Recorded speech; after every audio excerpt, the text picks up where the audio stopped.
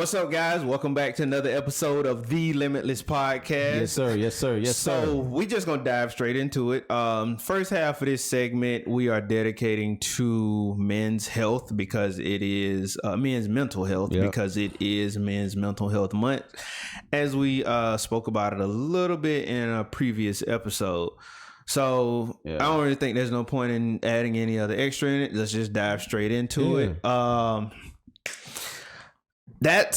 You brought up a stat earlier. On top of that, specifically black men's mental health. Just had to throw that out there. So you pulled the stat during pre-production, and it was 25% of black men seek mental health therapy, confidence, safe space, whereas one of our counterparts, if you will, white men, I think it said 44 or 45%. Yeah, 40%. 40%. Yeah. So that's a big number. That's a big deficit when I guess you're looking at it as like a full, just looking at it stateside as a full population. Yeah. What's your, I guess start with the first. Why do you think that is? So before I even really jump into answer any answers in regards to this conversation, everything that we say is legitimately coming from our personal perspective. Yes.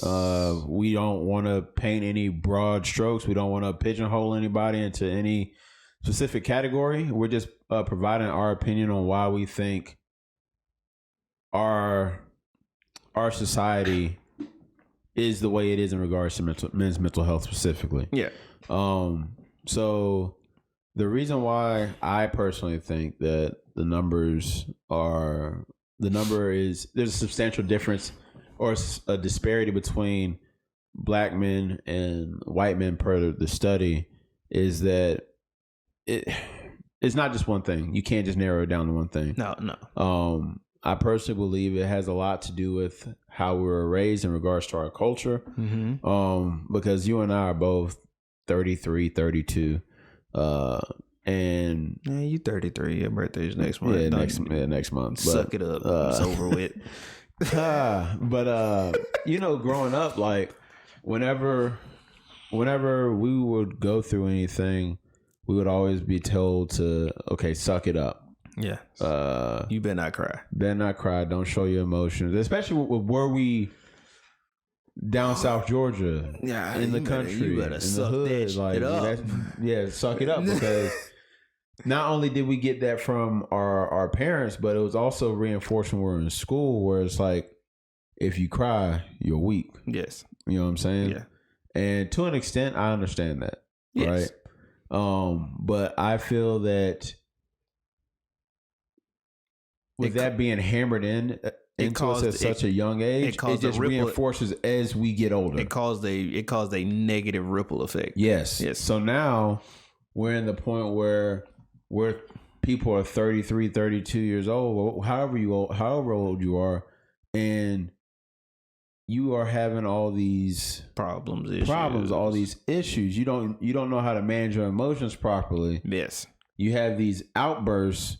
And lo and behold, it's because you bottled stuff in. You hadn't from years prior. You got 17 years worth of crying. Like you need to crying, pent up aggression, bro. And so I feel like that plays a significant portion to regards to that disparity, and then also. And I may get crucified for this, but whatever. It's our podcast. We talk what we want to talk about. What does the podcast say? Whatever else we want to talk pretty about. Much. So I honestly feel like our significant others play a role in that as well. Yes. And when I mean significant others, I'm talking mostly black women play a role in that. Yeah. Because we're in this day and age now where you start to see that a lot of women are overly in tune with their masculine energy. True.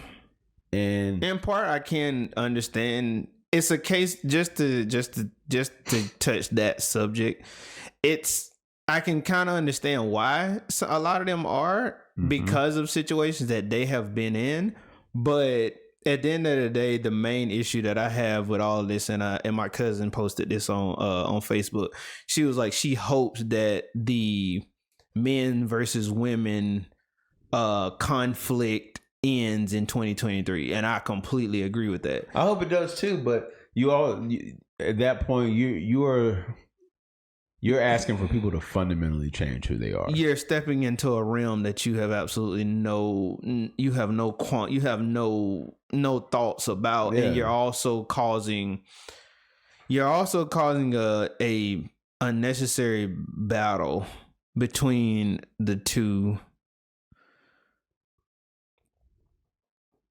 And it's forcing some men to now step back and be like, what the hell am I here for then?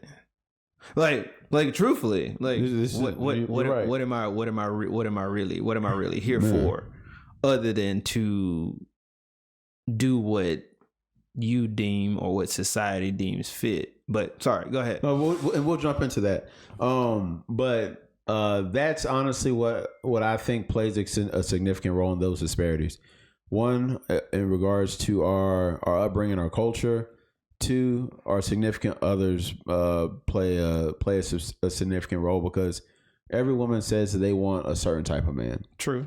True. And the big things that a woman wants, and rightfully so, is that a man that's going to provide, protect, and essentially secure. True. Those are the three, and those are the first three. Those are the first three. Those are the first three, amongst a slew of other things. But if you don't have those three things, yeah, you can call it a day. But that's what I think. So I agree with that. I agree with the first one. The culture one, the culture aspect of it, it's gonna go back.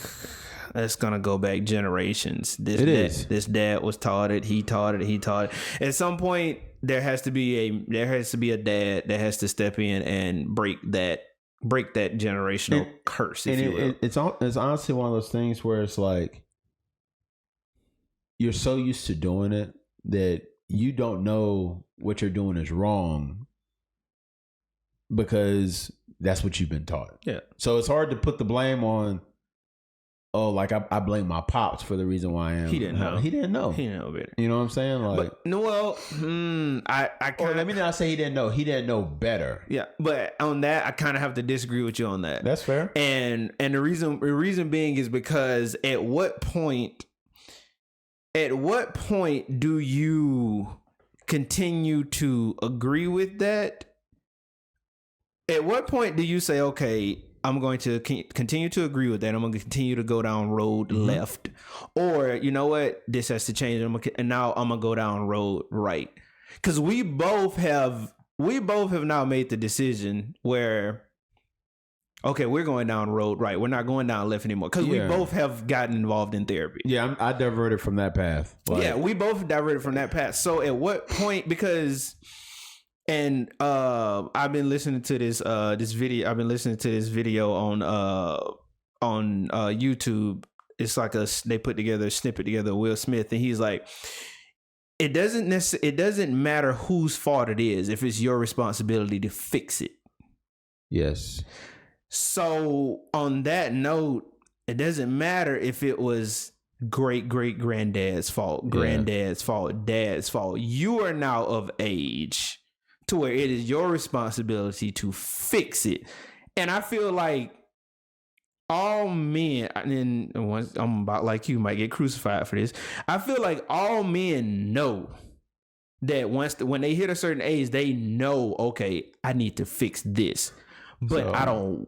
It's essentially to a point where I'm comfortable. I'm in a comfort zone. I don't want to step out of my comfort zone, because asking a man to go to therapy or asking a man to just say therapy, because we both have done it. Screw it. I'll tell my story. Going to therapy is a. I'll tell my story real quick. So like I said, I diverted from the path, right? I mean, you helped me divert from it. And the reason, and no one really knows this. Maybe you, but I really kept this to myself. So for a period of time, so I graduated from West Point in 2014, got married 2015. When we got married, we moved literally the next week to El Paso. Yeah. Was there for about a year and a half. Then I deployed. Boom. Gone. Yes. Gone. And at this point, me and my wife, although we've been married for probably about a year, 2 years at this point, haven't really got to know each other yet. We haven't spent any time because all the free time I do have, I'm in the field, training up for deployment, right? Yes. So now I go on deployment. Things happen during deployment. I come back different, right? Yeah. And let me see. Yeah. Okay. So I came back different. Now at this point, Andrew's like, okay, you're not the same Lyle that you were when you left. Like, you need to get that fixed. Yes. And I was like, okay, I got you. Yeah, I'll just you brush it off. I'll brush it off. And during that time, like, you know, we start to really get to know each other and, you know, really develop that husband-wife bond and everything. And so I kind of put that on the back burner. Once again, I bottled all that stuff inside. Because you've been not only culturally, but going in the military, you gotta bottle this shit. I can't be crying in the field. Like. Exactly. And pushed it on. Right. We leave there. We go to Georgia. Now, you knew that we were trying to get pregnant for a while. Yes. We got pregnant, like, out of nowhere, in all honesty. Yes. Happens when you least expect it. Yeah. Hell, I remember exactly where I was and everything. But so we're going through that. Once again, I'm still holding on to all this stuff. I haven't really dealt with it. And it was December 4th. And that's when we lost our daughter. Yeah, I still got a text message on my phone. Yeah, bro. Yeah, bro. Okay. Yeah. So yeah, go ahead. Now we lost our daughter, right? And at that point, it was like, bro, you know me. Yeah, I'm not a crier. You got a crack. Bro, you already got a cracked foundation, and you're trying to put a house on top of it. Yeah, bro. So like, I'm crying in front of people. My first sergeant comes up to me at this point because I'm a commander at this time. I'm crying on his shoulder, like in the parking lot. And bro, I was like, okay, at this point, I got to do something. Yep. Because now everything that I was holding on to when we were in El Paso years prior is starting to come out because of this event. And it's not coming out in a healthy way. And it's not coming out in a healthy way. And it started to affect my relationship with my wife, and to the point where it's like, okay, if I don't get this fixed, I'm gonna lose her. It's gonna be a problem. And like, I can't do that. And so that is that catastrophic event is what led us to going into therapy. And for me, that was the catalyst. And I know there's a long story, but that was the catalyst of like, okay, you got to do something. I got to do something. And it was something that I wasn't comfortable with doing, because going to therapy for me in my mind was like, I'm admitting that there's something wrong with me. In which case there was. Which in case there was, but it's a hard pill to swallow. It's a hard pill to swallow to say that even though my wife depends on me for all this, I'm jacked up. You know what I'm saying? And so when I went there, of course, I was like, I still had that wall, that hard exterior up. And I was like, I don't know. I don't need to be here. Like, let me just talk to you about losing my daughter. I'll get her, and then I'm going about my business. And bro, like, that was just the tip of the iceberg, right? No, absolutely. And then, okay, once we talked about that, which I still deal with that every year. Yeah. And now, after we hit that, it's like, okay, we start digging deeper because now I start developing a relationship with this person. Snowball starts to roll downhill. I start to roll down the mountain, and now I'm like, okay, I love my dad, right? But I start to realize that there are certain ways that we were raised. It was like, although I understand why you did that, I don't necessarily agree with it. I don't agree with it. And I'm not going to do that with my child. And so that's how everything that was the event that really got me going. But prior to that event though, after that event, because we all have events that happen. Like I said before, you still reached a point to where you was like, okay, I need help. This is not, it's my responsibility. It's not, even you could put blame on this person. You could put blame on that person, but you still reached that point to where you chose to make a decision to better yourself. Yeah, bro. And that's what I'm trying. That's where I'm trying to get people that I converse with to understand is that once you become an adult, and this is going to sound harsh, but once you become an adult, everything truly is now upon you. Yeah. It's no longer upon things that happened to you in the past. Yeah. Because it's your responsibility now to fix those things. Yes. And it's going to sound it's going to sound like I'm heartless, but that you had, you got raped, or a sexual situation happened, or you got left, or you got, abandoned, or this, that, and the third.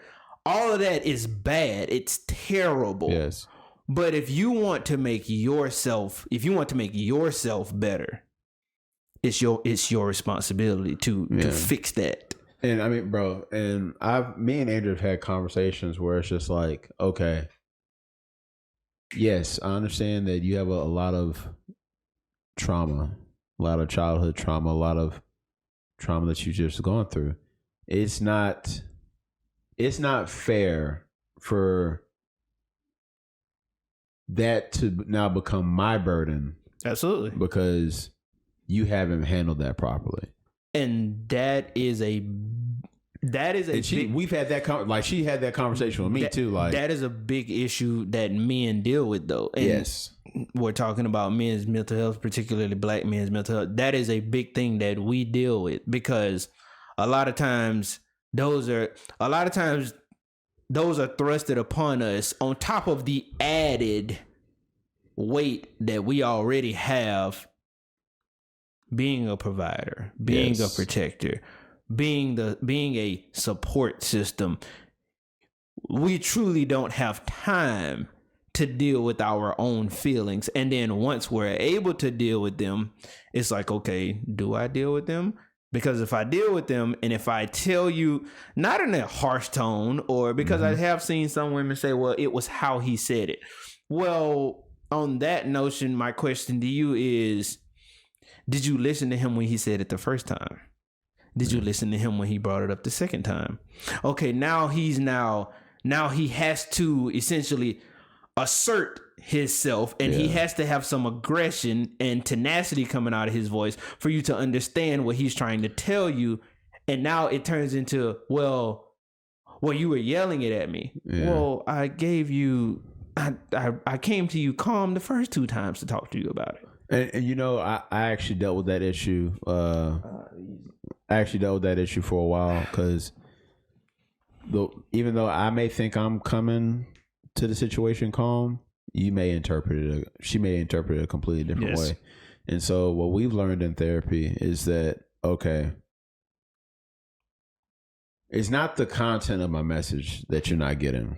It's the volume. It's my delivery. Mm-hmm. So in that sense, in what way would you want me to deliver it so it doesn't, my content isn't, nothing's being taken away from the content of what I'm saying, but you're able to fully grasp the severity, all the emotions I want you to grasp from it, and it has to be a comfort level in that. Yes. Because and I feel like I'm playing the antagonist right now. Mm-hmm. The downside to that is if I do come to you in a way for you to understand it,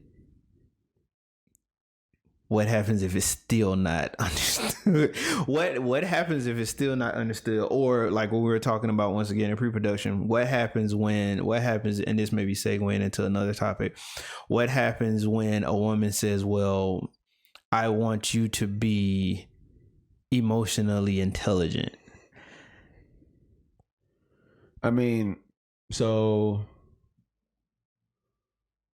And I love this video, this little clip that I saw from like this live podcast, and from the whole group. Yeah. I love that clip, because I think it's not that I loved it because of the message, but I think I loved it because a woman asked the question and a woman provided the response to it, and it was the manner in which she provided that answer. Because you got to keep it a bean, right? Mm-hmm. If a woman provides a response to a woman is more likely to accept the response if it's coming from another woman 1,000% versus it coming from a man, because then a man is susceptible to saying or being accused of mansplaining something. Yes. And I loved how she said that it's good that you want an emotionally intelligent man, but know what you're asking. But you have to know what you're asking for. Because essentially you're asking for a man that essentially has gone to therapy, is in tune with himself, and he has zero tolerance. Zero. Like he may bend in some areas, but he's not going to break. And if he realizes that you are a hindrance to his emotional, mental, his peace, he's going to excavate and be gone. Yes, absolutely. You know what I'm saying? So, no, I really that was thought a beautiful that was snippet. If I can find that link, we'll put it underneath so you guys can take a look at. And so I wanted to ask you a quick question though. Mm-hmm. So I talked about why I got into therapy. I wanted to know what was the reason that got you, or what was your catalyst? Because I feel like it's good for them to know, so that So my catalyst for getting into therapy was essentially similar to yours, but to an extreme. Growing up in a household where you saw how your parents interacted with each other, and you didn't want that for yourself. Because I mean, don't get me wrong, my parents are still together today, and this may be going a little bit too deep, but oh well. My parents are still together, but only on paper. Yes. I don't classify what they have as a marriage. So living through that for 20 some odd years, and living through, my dad, oh, you better not cry, oh, you better suck it up. I remember your dad. And you've seen it, living through all of that, and then living through the life events that happen throughout the course. 20 something, and that's why I said that you go through 16, 17 years. Mine was 20 plus years of bottling up. I'm gonna tell you this, like, and this is just going into our childhood. So I remember, like, I would come over and spend the night at your house, right? Bro, I can probably, on one hand, count the number of interactions I had with your dad. Minimal. Very minimal. Very like, minimal. It was next to none. I'd put a lottery pick on, say, maybe 4. Bro, we've known each other literally our entire lives. It is so bad that if there was a lineup of, you couldn't figure him out of a lineup. And with voices, I couldn't.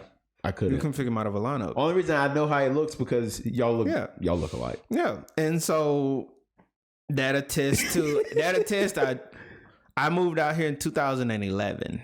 I moved to Houston 2011. So 20, almost might as well say 20 years of bodily build up. 20 years of a completely, utterly destroyed foundation.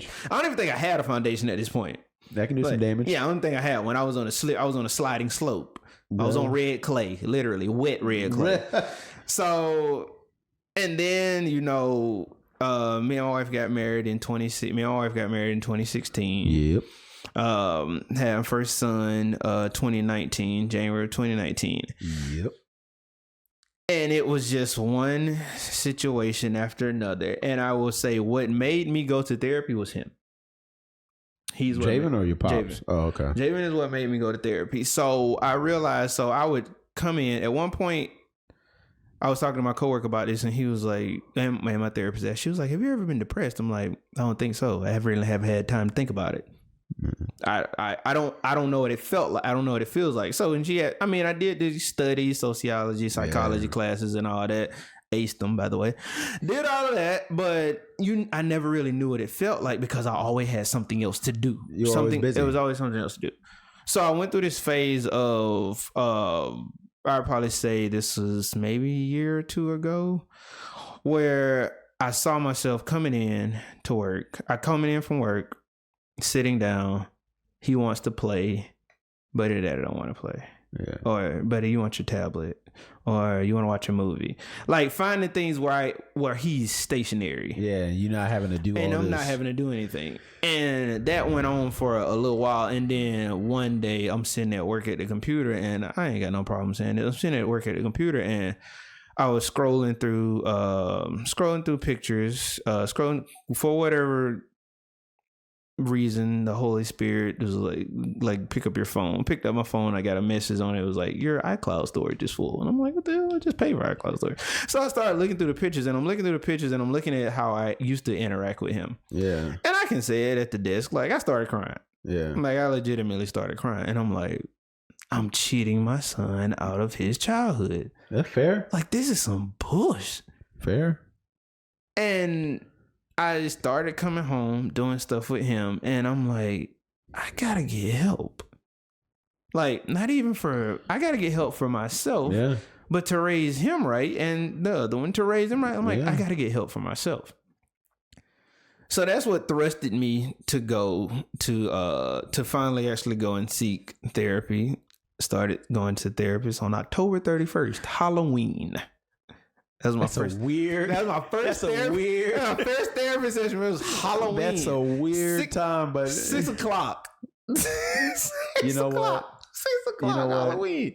6 o'clock Halloween it's night. All right. You started somewhere. I started, and that was my catalyst. Yeah. And like you said, you go in there, and I'm sitting there, and she kind of gives me her rundown, and she was like, all right, have at it. And I start talking about it, and I start going through one topic after another. And like you said, you don't realize how deep things are until you start to chip away at the tip of that iceberg. It's like once you start talking, it's like a faucet. Bruh, you cut the top off that iceberg, and that sucker explodes. Bro, it's just. And I realized that, okay,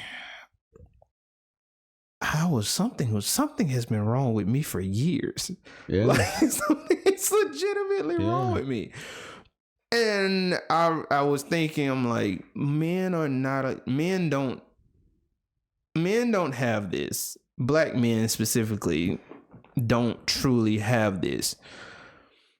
Or don't utilize it. You don't realize it. You rarely see, and I think this is an attest to why, and I give them all the credit. We spoke on the study, I give them credit. This is why you see a lot of white men take guys trips. They take guys fishing trips. Bro. They take guys, rock climbing trips. They take, not any type of like malice where they go and get wasted or nothing like that, but they just take these trips, and you're taking these trips with your close-knit friends so that you can open up. You rarely see 3, 4, 5 black men come together and take a trip together, a successful trip. Yeah. No issues, no drama, no nothing. That, to me, that is something that's needed in our community. And bro, it's so weird. And so many of them don't have true friends. Like, we're not not friends. Like, we are truly brothers. We've been knowing each other for 30 plus years. Yeah. You damn near know everything about me. I damn near know everything about you. Not a lot of black men can say, oh, I have a friend that I know if I call, at a drop of a dime, he's going to be there. Oh, yeah. No ifs, ands, or buts about it. He's not even going to ask me questions. He might ask questions on the way. Yeah. Or once we arrive. It's like that that Ben Affleck movie. The Town? Oh yeah, I love that. We're gonna go beat the hell out of somebody. Like, we're gonna go do something. You can't ask me any questions. And I forget what else he said, but it was like, okay, whose car we taking? Who car we taking? Bet. That's the energy I need in my life. Yes. But not too many guys. Got that. Not too many black men have that. Yeah. But bro, because we're always taught to be independent, self-sufficient, which is horrible. It is. Just on a father scale, on a husband scale, on a business scale. That's horrible. Yeah, man. And so nobody can build a business. Nobody can build a business by themselves. And that, I feel like we may not realize it, but that's like a tertiary effect that I personally believe why, as a whole, white men are more successful than I don't have an issue with that. Black men. I don't have an issue. I don't have an issue with that statement because you take out. I love to use analogies. Black man, white man, both born into middle class, successful middle class families. Both born into good neighborhoods. One essentially is taught to don't really show your emotions, ball it up. The other is essentially taught to, oh son, you can come and talk to me if you have an issue. You can come open and you can talk to me. Propel them to adulthood. And which one do you think is going to be more successful? Of course, the young white man is going to be more successful because he has less on his mind. He has less weight on him. Yeah. Like, take away the societal weights, take away all this. I'm talking about just on a bare, even keel scale. Having the ability to talk about how you feel and not to be damnified about it, crucified about it, not punished about talking. To be blanked about it. Yeah. You're going to be more successful because now that brain power that you're using to hold. Because to hold something in, you're doing it. It's like that's why I think we partly love our animes. You're subconsciously using all of that power to keep that suppressed down versus just letting it come out. And now I have this power to do something. I have this power to now do something. I have this power to now come up with this actual awesome business and you're plan. not worried about what others will say because you're going against the grain. You're going against the grain. So it's truly a matter of more of us need to open up. I honestly need to go back to therapy. I got I got my 2 week schedule. I think it's like 2-3 week schedule. Andrew goes every Tuesday. Yeah, I'm not every other Tuesday when I'm not going around because I have to be honest with myself. If I miss a session, if I miss maximum 2 sessions, I'm not gonna go back. So that's why I have to tell myself, like, okay, keep your schedule. If you miss one, then that's fine. Luckily, I thank God that my insurance was like, oh, you're fine. It doesn't matter. Like, and I'm happy that insurance has started putting that in your insurance plan, man. Because that will kill you faster than something physical because it tears at your body. Yes. I mean, bro, like, I like to think that I'm a very mentally strong and resilient individual. To the outside world, I am, yes. Bro, there was times where, like, I got dark. Yes. Dark to the point where it was like, my family's better off with me not being here. Oh, absolutely. And I always thought that, like, oh, that something like that will never happen to me. I'm not finna get myself. Yeah, like that doesn't even sound right. I ain't finna do that. Like, but once you get there, you understand. You understand. Like, damn, and it's up to you to be like, okay, let me walk myself back off this ledge. Let me get it. Not finna do this. So I say all that to say that, look, I know November's wrapping up. I know this is Men's Mental Health Awareness Month, but like most things, I say we take it beyond just the month and allow it to be a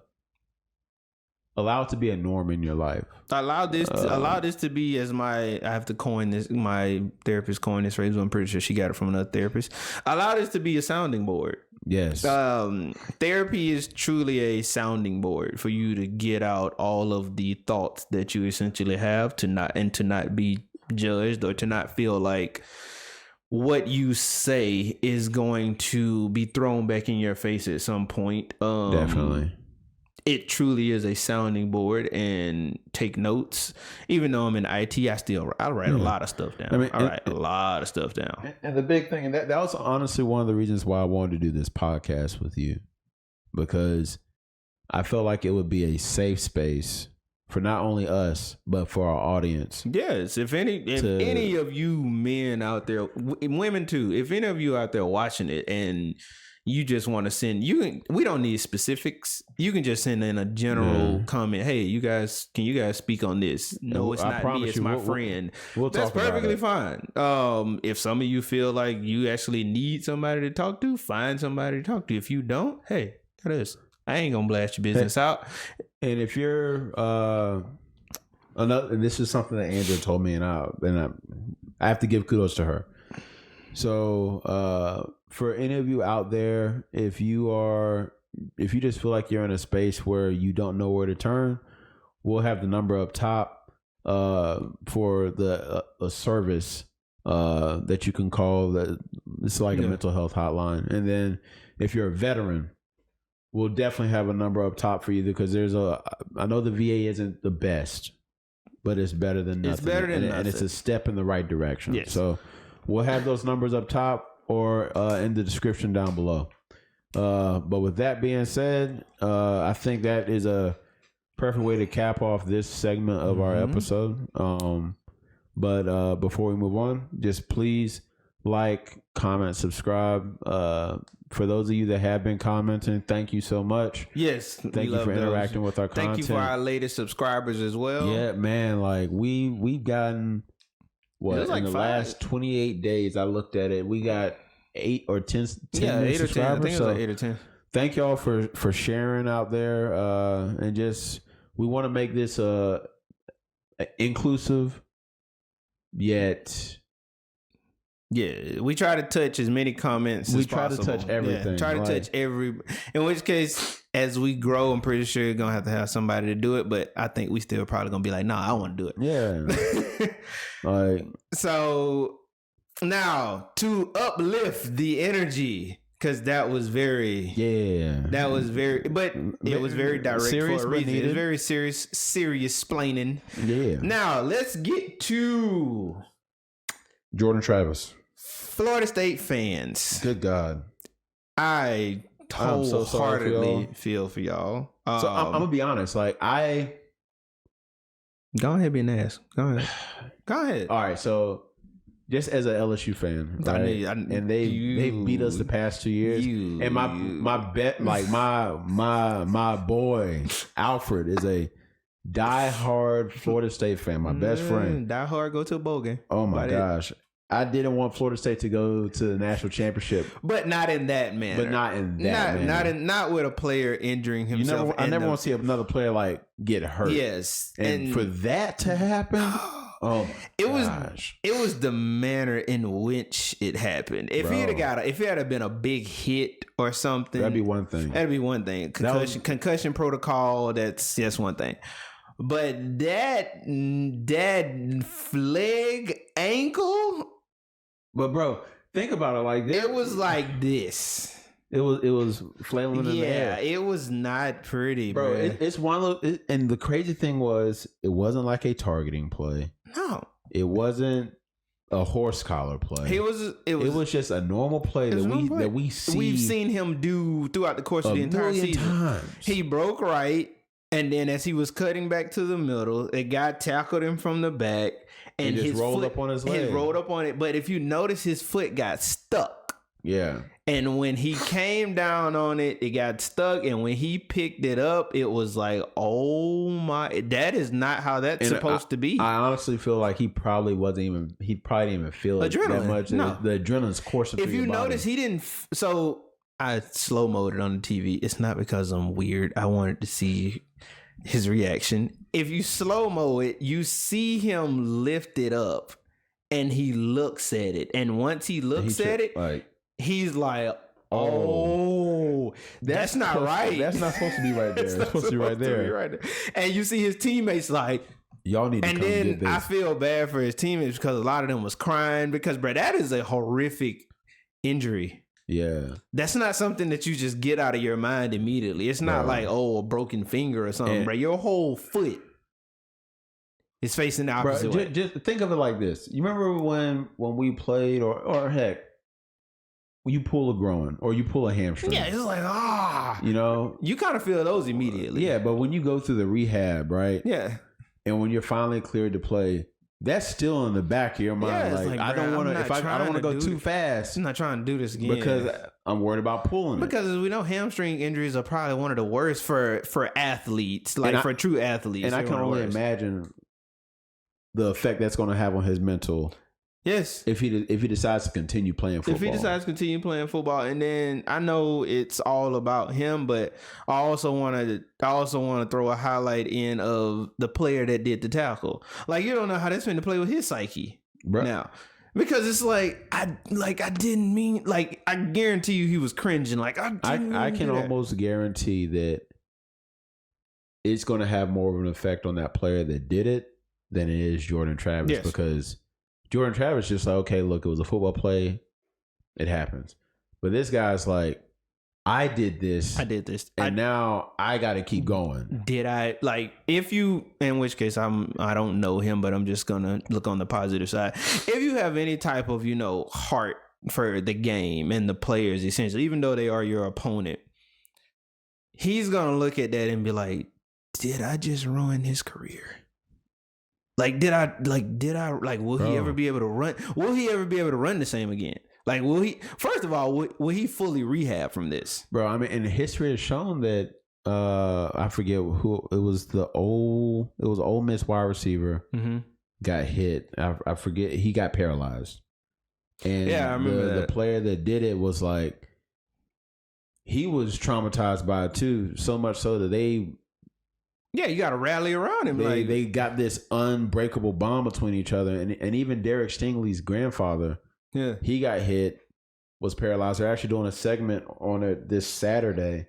He got hit, got paralyzed. And John Madden was the head coach for the Oakland Raiders I did see that. But as I'm saying, it makes you like wonder. Yeah, man. And that's why I guess that's why they say, like, it does more damage to the party that did it than to the party that it actually happened to, because a lot of those guys that eventually got paralyzed and stuff, they forgive the player. Yeah. But the player can't forgive himself. Because now I'm the able to walk around. I'm the reason you're in this position. Yeah. If I would have never hit you, who's to say? So now question, right? With Jordan Travis gone for the rest of the season, what do you think the CFP is going to do in regards to Florida State? Oh, they done already dropped him. You think so? They done already dropped him out of the top 4. Well, I know that was AP poll. Oh, they gonna drop him. With that, and I think I'll let this. We don't have this on the board, but I'll let this kind of segue into doing a small talk about the Heisman race, which Jaden Daniels should win it. But anyway, with Jordan Travis gone, the committee is gonna be like, okay, that's not a top 4 team. Because let's just be honest. Yeah. The reason Florida State was in that position was because of Jordan Travis. Yeah. If Rodemaker was a better quarterback than Jordan Travis, Rodemaker would be starting. Yes. Like, let's just like you say, let's just keep it a bean. Now, you also have to now ask the question as far as the committee. Oregon is right on the outside looking in. Yeah. Alabama is right on the outside looking in. Who else? Texas, right on the outside looking in. So I think Oregon is 6. From when I look at it, and I have to go back. Last time I looked at Oregon was 6. Texas Oregon 7. Alabama's 8. Even with Florida State's offense, there's no way that you can say, with Jordan Travis being gone, that Florida State is still a better team than Texas, Washington, and Texas, Oregon, Texas. You even have to, and Alabama fans gonna love this. You even have to take into account now Alabama's position in this, bro. You know, like some pundits were, or not pundits, but another podcast I watched called Minister Sports. It's the old, I forget his name. He's the old wide receivers coach from Florida. Zach Smith. Zach Smith, I think is his name. He was saying, like, there's a scenario where this could be a first time in history the SEC isn't in the CFP. Now, listen to this. Okay. All right. So, I'm entertaining. Go ahead. Because I find that interesting. Yeah. So, all right, you have undefeated Georgia. You have undefeated Georgia, Mm-hmm. undefeated Michigan, undefeated Ohio State, Mm-hmm. Undefeated Washington, 1 loss Oregon, Mm-hmm. 1 loss Texas, and 1 loss Alabama. 1 loss Alabama. Mm-hmm. All right. So let's say that Alabama beats Georgia. Okay. Right? Texas already beat Alabama. Texas already beat Alabama. You're correct. So they're saying that. So now you make the argument that Texas is better than Georgia. That Texas is lumped in. Okay. All right. So Ohio State, Michigan, they're gonna battle it out. Oregon and Washington's gonna battle out. I think, or he was saying that there's one of those two conferences are Mm-hmm. going to have two teams in the playoff because everybody's going into at least the final week undefeated. Yes. So he's saying that either Ohio State and Michigan can go to the playoff, or Washington and Oregon can go to the playoff, right? Okay. And Texas will be automatically lumped in if Georgia loses because Texas beat Alabama. Now a lot has to happen. For that, and that's predicated on Alabama beating and Georgia. It's also predicated on Texas not losing because again. you can't just take Florida State out until they lose. But like you said, though, if they do, let me add that in. Florida State would have to lose in order to miss out on the playoffs. You cannot not put them in if they're undefeated. You can't.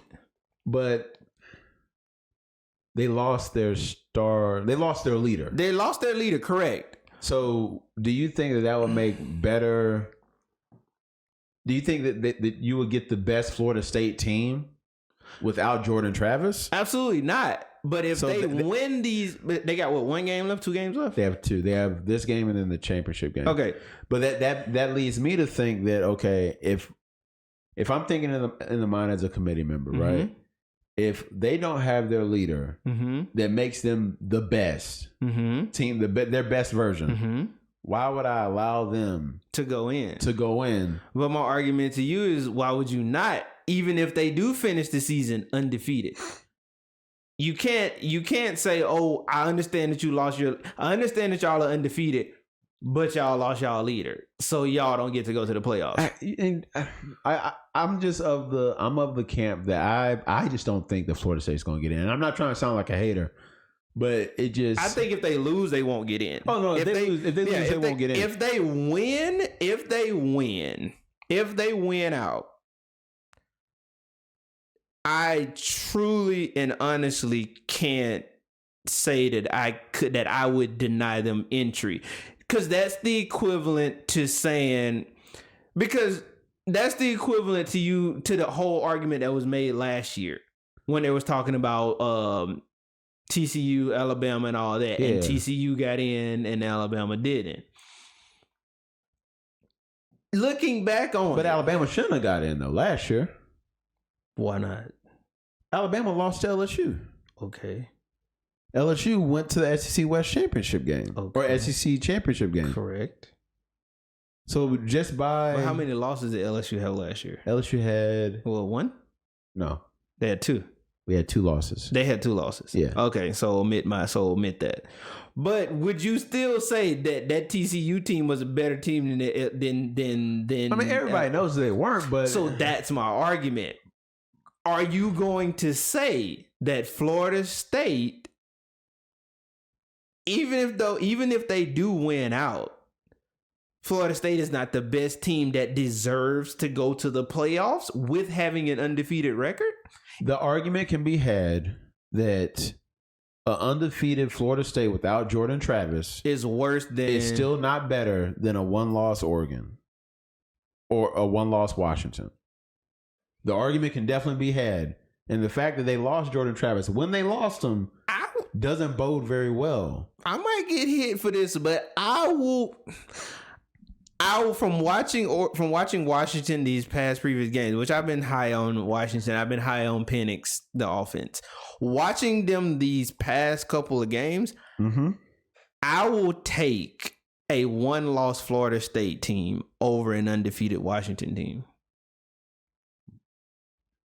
Why? Their defense. Okay. Washington's defense. Okay.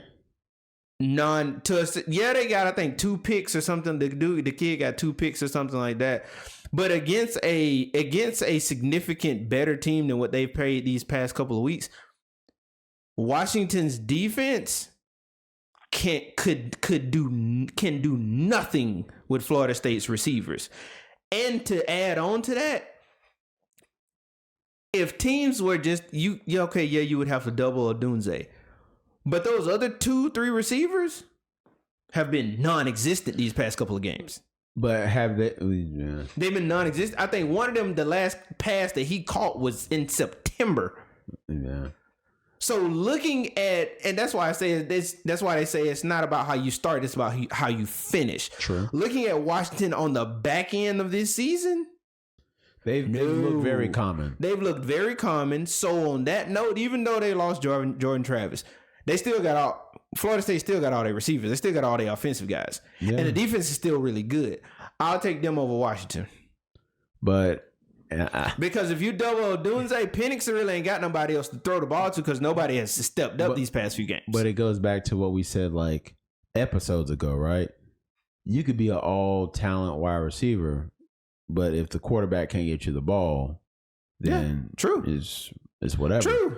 Or it's for naught. And so we'll see how Rodemaker do. This is his chance. Because they're going to play a hungry Florida team, and then they got Louisville in the ACC championship. And Louisville's good. I don't know. Louisville is like they got a silencer on, bro. They've been under the radar, kicking butt. Bro. They've been under the radar kicking butt. I'm gonna just say this, and we can jump to Auburn. Oh. Florida is like. I'm officially putting Florida in the same boat as Arkansas. They're just bad news bears, bro. They are just bad news bears. Although Arkansas is a bit worse, but these past 2 seasons, Florida is just bad news bears, bro. Like, I watched them play Missouri. Don't get me wrong. I expected Missouri to win that game.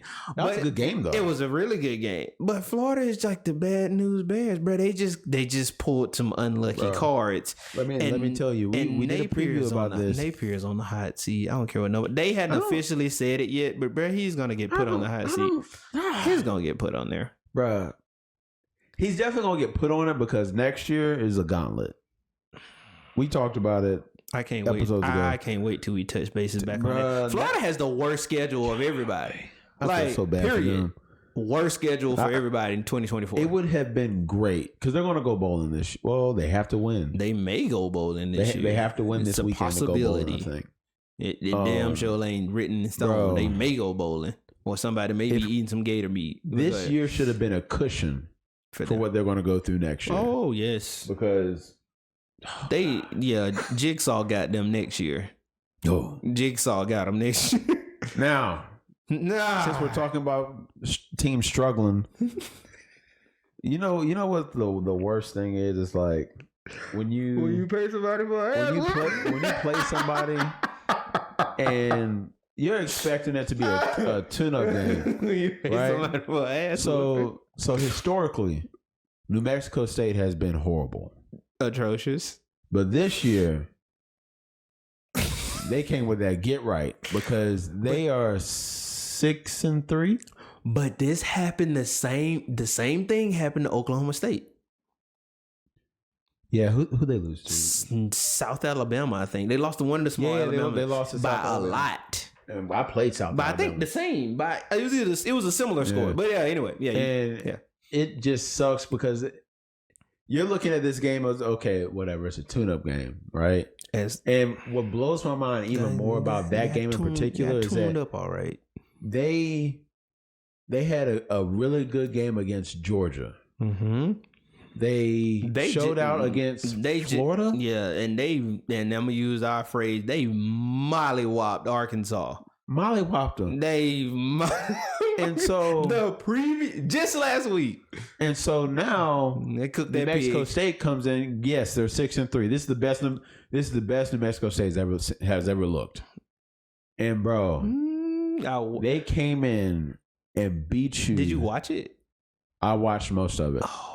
They came in and beat you at Jordan with Jordan Hare. Yeah, Jordan Hare. And y'all paid $1.8 million for that L. It was not even close. Bro, some of the catches that they were making, some of those touchdown catches, I was like, oh, this is an L. But it's like what we've talked about so many since we started this podcast. Mm-hmm. If you give a team hope, that's all you need. And if you give a team hope, they are going to take it. And those first couple of series, when New Mexico realized that they could run with Auburn, they took it and didn't give it back at all. It was like, because come on, let's be honest. Coming over from New Mexico, the coach hadn't already hyped them up. I guarantee you. Mm-hmm. The fans had already hyped them up. They hadn't hyped themselves up. But some of them was like, bro, we finna go to Auburn and we finna compete, but bro, they probably finna give us the business. And then you get on the field, first couple, we all know the jitters, the first couple of hits, and then you like, oh, wait up. Wait a minute. This is what this is? Oh, we got it. And before Auburn knew it, Auburn had two black eyes, no teeth, and it was over with. They sitting there like, Coach, help me.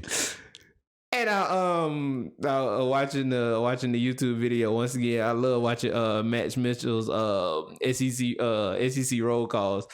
He was like, they had a coach named Coach Kill. Like, how did we not expect them to come and play ball? Like, it was wild. That was bad. And like I say, the worst part about it is that Hugh Freeze, the AD, and all of the Auburn that was involved with paying that money. Jesus. You got to go report that to them boosters. You better go. How much did y'all pay them? Oh, $1.8 how much y'all paid billion. $1.8. How much? 1.8. How much? $1.8 million for New Mexico to come all the way over here to good run rampant on your field. And the best part about that, I'm not even gonna lie, the best part about that is I'm looking at them Auburn fans and they're like, what the hell happened? Bro, when you just see them celebrating on the logo, I was like, oh, Oh, I ain't. Go ahead, Playboy. I am not mad at you. I'm going to say this. That team is going to go down in New Mexico State's history. Bro, so they were, before that game, they were 0-24 against SEC teams? Yes. Because teams were expecting, Auburn was expecting them to do what Alabama did to Chattanooga. It was like 66-10 or something. If they would have lost, if Auburn would have lost a close game, it would have been as bad. But y'all got destroyed. Yeah. Destroyed on your own field. I mean, I think, Auburn and Hugh Freeze are still in that phase where they're trying to find themselves, So I ain't even finna lie. They ain't finding themselves. Yeah. But although that this find some more L's, that's what this sucks that they lost. It isn't going to put him in the hot seat, right? No, because they just hired him. They just hired him. I give him 3 years. There is a coach out there. I give him 3 years. I give Hugh Freeze 3 years at Auburn before they do something. So, talking about the hot seat, right? Who you got? Because we are in that season where it's just cuckoo season. Who you got? It's firing season. Who you got? I saw something and it really piqued my interest. And I think you saw it too. Who you got? Someone was talking about Lincoln Riley being in the hot seat? Potentially being in a hot seat. True. Because, and once again, it's amazing that we're able to say these things, but because we don't have like the mega big platform, it's like, when other people say it, we're like, and then we gotta go pull the article and I gotta send it to you. Yeah. That, Lincoln, excuse me. History shows that Lincoln is great at offense. History shows Lincoln is fraud. Sorry, go ahead. But Lincoln just cannot. His ineptitude really shows when it comes to defense. You heard? And his ability to hire for that side of the ball. It's like he's a savant when it comes to offense, but like when his defense is like. As one of our favorite Facebook reels. Yep.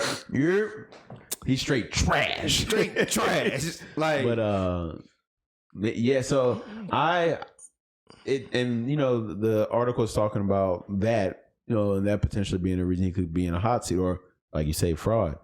And I think that if he doesn't get it right with this next hire, that. Yeah, we're gonna have to chunk up the deuces because USC has put in too much money for them to have a head coach that is a glorified offensive coordinator. You're talking about the University of Southern California. We're talking the university that had O.J. Simpson, Reggie Bush, Lindell White, Matt Leinart, Mike Williams, Taylor Mays, Juju Smith-Schuster. And you have a glorified offensive coordinator as your head coach, who should just be an offensive coordinator. Like, okay, your highest paid offensive coordinator by far. You are paid. Go do what you are great at, and don't worry about the extra. Be the highest paid OC. Yes, somebody will pay you for that. You will get paid more than some head coaches. Do what you do, bruh. Be great at.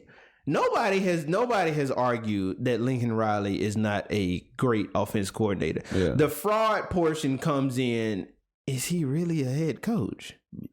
No, I don't think he is. No. Like I said, I think he is a offensive coordinator that is in the position of a head coach. He will destroy you offensively. Yes, but defensively.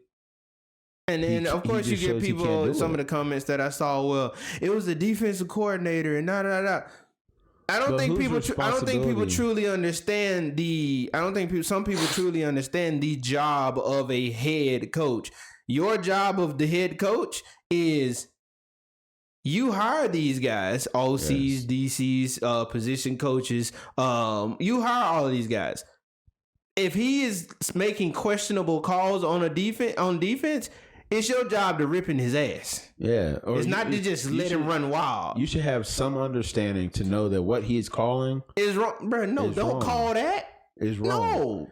But I may be reaching here, but hell, history shows that it's probably not a reach. That he doesn't have any dealings with his priority is not when it comes to defense. His priority is to attempt to outscore you, and it's two teams. And sorry, but I got to do this to you. It's two teams this season that if they had a defense would legitimately be in national championship contention. Oh, you don't have to be sorry, but LSU and USC. Yeah. And we said this previous podcast, and I'm going to say this again because Missouri showed it again against Florida. If either one of those teams had even remotely somewhat of a Missouri-style defense, it'd be a wrap. It would be over. We legitimately wouldn't be talking about Washington being in the national championship. We legitimately would not be talking about Oregon possibly jumping up. Yeah. We would be talking about USC and LSU. That's what we would be. They would be in national championship contention because LSU would legitimately probably be undefeated or maybe a one loss. And essentially the same thing for USC. Yeah. But the lack of defense, mainly at USC, y'all get somewhat of a pass because y'all have young guys. Yeah, and we were good on defense. USC don't get that. They've been historically bad for years. Yes. USC don't get that. Yeah. So that's why Caleb Williams was crying. Bro, that's why a lot of other guys on offense is crying because you look at it and it's like, bro, if y'all niggas even were somewhat remotely good. Bro, and it just, man. It's the hard pill to swallow knowing that your season is going to end because of one thing. He's robbing these guys. He's, as the head coach. I don't even know what word is worse than robbery, but I use that one. That's past robbery. Well, I guess robbery all caps. Like, so I think that if we're having this conversation, I can guarantee other people are having this conversation clearly. You can guarantee people that are close to that organization, people that control the money, is having this conversation. Like, okay, coach, you got one more time to figure this out. Because all they care about is the money. We rightfully so, bro. We rightfully so done missed out on $10 million. They care about their bottom line. We missed out on $10 million plus this season because y'all ain't got a defense, bro. They're barely able to go bowling because they're 7 Are they 7? Yeah, I think they're 7-4, 7-5, something like that. Something like that. It's some ridiculous record. You don't expect that from a Lincoln Riley team, nor do you expect that from a USC had this much team. Hype in the beginning of the season. Look at how they performed last year. They pegged Caleb Williams to win the Heisman again. Yeah, and if he had a defense, probably would be. Maybe. Yeah, he would legitimately be in an argument for it. Because right now he's like so far. Yeah, I don't even think he's on the top 10 at this point, top 5, something like that. Yeah. So if like you said, if we are having this conversation next season, oh, bro, it's about to be a wrap. All right, yeah. So it's about to be a wrap. Our last little snippet before we let y'all go is I'm gonna get a quick rundown. Georgia showed me something against Tennessee that I was very proud of. Okay. Georgia showed me that they can go out there and they can handle business after a freaking 75-yard run. It's like, well, that's crazy. But y'all niggas still. It's amazing to me how every single game, that first drive, it's one drive or it's one play where you're like, Georgia, what are y'all doing? And then they like, oh, bro, I had a game. I had butter on my fingers. We got a game. Oh, we got a game. And then it's like, it was just a wrap. Shut him down after that. Man, that was a beautiful game. I know I was hard on Carson Beck in the beginning of the season, and I'm gonna continue to be hard on him because it seems to be working. Everybody say, "Oh, is he might not even. Year? He probably don't even know who I am." But Carson Beck, I'm going to continue to be hard on you because it's working. It's working. Whatever apparently. magicalness that going on is working for the Bulldogs. Kirby Smart is the guru of, second half adjustments. Yes. That's the one. That is probably the best thing that we have going for us. It's Kirby and those second half adjustments. Because the second half, Georgia, the third quarter, Georgia destroys people. Like Yes. they put down the hammer, and it's like we killing all your hope. Take your ass home. So, and I just loved how Tennessee fans was like all up in arms after that 75-yard run, and Georgia fans was just like, if you noticed, a bunch of Georgia fans was just like, okay, here we go. Here we go. Because we've become accustomed to that. This is about right. It's like, this is about right. And y'all got 2 black eyes at the end of the game. Bruh. Man, this is probably like aside from opening week of college football, opening week, LSU, Alabama week. Yeah. This is like my favorite week. I think this is the greatest week for a lot of people. Rivalry week. Yes. You have the Egg Bowl on Thursday, which is Mississippi versus Mississippi State. They finna even though like you would expect that to be a blowout, some weird stuff happens that game. Because it's an in-state rivalry. Weird things happen that game. Even the Georgia Tech game gonna be good. Yeah. Because all of your in-state rivalry games are awesome. Yep. You got Oregon. You got Oregon State. Oregon State. Washington State. Florida State. Yep. Georgia Tech. Yep. LSU A&M. Even though it's not. Yeah, but it's close. They're close enough. I can't stand them. But LSU, we don't like nobody. Y'all don't. LSU A&M. Y'all got issues. Y'all need to go to therapy. Who else, man? There's so many games. It's gonna be a bunch of good games. TCU, Oklahoma. They play on Friday. That rivalry week is weird because teams that generally play on Saturday. That I gotta go back to it though. That Mississippi State and Ole Miss game, I guarantee you, is going to be a good game. Oh, bro! It's usually cold. Out of rainy. all of your in-state rivalry games, I truly feel like they hate each other the most. Oh yeah, they don't like each other. They truly hate Ole Miss and Mississippi State truly hate each other the most. I don't like you, bro. Yeah, bro, you right across the street and I hate you. I hate you. And I think it's the Cowbells for Mississippi State. Oh, bro. dude, those Cowbells. Nobody likes those freaking Cowbells. Freaking annoying. Nobody likes it's the equivalent to the 12th man thing with A&M. But I think Mississippi, even though you know what? They have the same colors. That's why I put them in the same boat. Put their ass in the same boat. He said, I lump them together. Lump both of them together. People hate them equally. Yes, they do. So, rivalry week is going to be an awesome week. Yes, it will. Cannot wait for it. I know, y'all, we've been promising that we're going to go live with some of the games that we be talking, that when the games are on. We promise y'all we are going to do it. And, I did want to just say, look, I know a lot of our content has been tailored towards college football. But once that's over, I promise you, we're jumping back into our anime and we're jumping back into our fatherhood. And if you notice, we've started to really segue into that with the Men's Mental Health Awareness Month. So I promise you, once off season starts, that's not going to affect what we do with our podcast. Those anime podcasts are going to be they're going to be lovely. It's going to be beautiful. They're going to be lovely. Speaking of which, go on our TikTok and go check out the anime festival. Oh, Otaku Food Festival. Go check that out. So it was so nice. I almost feel like we have to have an episode just devoted, or at least a segment. It was so nice. There will be another one if you are in the Houston area. We'll have either the address up here or posted in the description below. It's in Pearland. It's in Pearland. If y'all want to be out there, go check it out.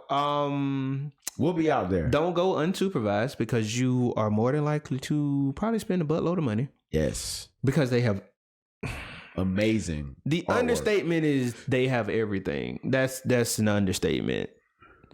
They have everything all caps. On top of that, they had the Demon Slayer swords. They had the pictures. The Harry Potter. They had the Harry Potter one. They have the food from all of your favorite animes. They have the food. I gotta try that. I didn't get the grilled squid, but I'm getting it when we go to Pearland. Yeah. They have that. They also have what was it? You talking about the posters? Yeah, It's like those the plexiglass. Yeah, the plexiglass holographic posters. Those were amazing. It was just a beautiful. It was nice. It allowed me. They also have the masks. It allowed me to show my nephews a different side of me that. Oh yeah, we was locked in. Oh, I was locked in. We was locked in. Bro, I almost walked away from y'all because I was so focused on everything. So yes, we will be at the one in Pearland. For those of you who follow us, you will get a notification on Saturday that we have went live. If y'all see us, you know, jump in on the live. We, like I said, we love to interact with y'all, and I think that pretty much wraps us up for tonight. Love you guys, and we will see you guys on Saturday. Be there or be square and lame.